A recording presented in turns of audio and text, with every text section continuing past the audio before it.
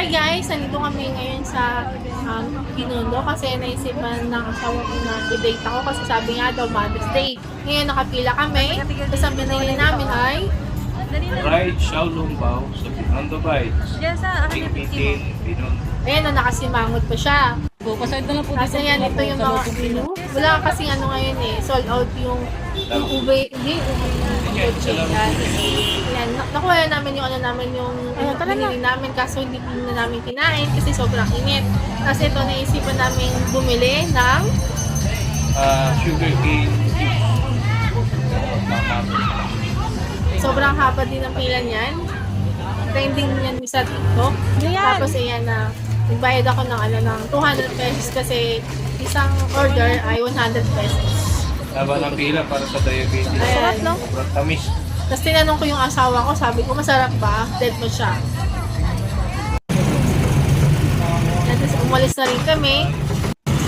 Ayan. Tapos pumunta na kami dyan sa ano, pumunta na kami dyan sa Chinatown kasi balak na namin umuwi.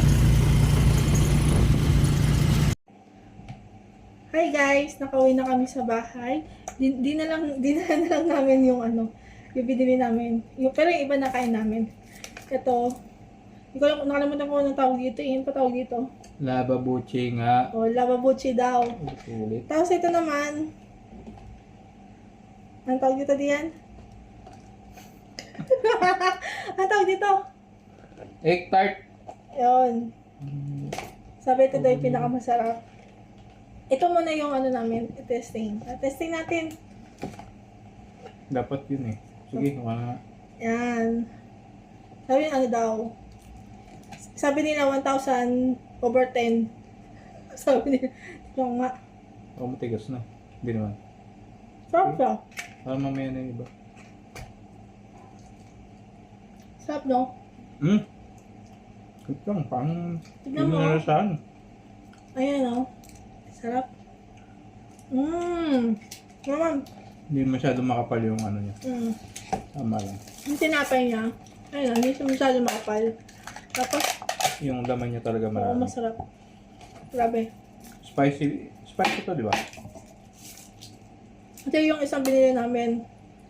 Ito, 3 yung spicy. 2 yung regular lang. Tikman mo muna yung spicy.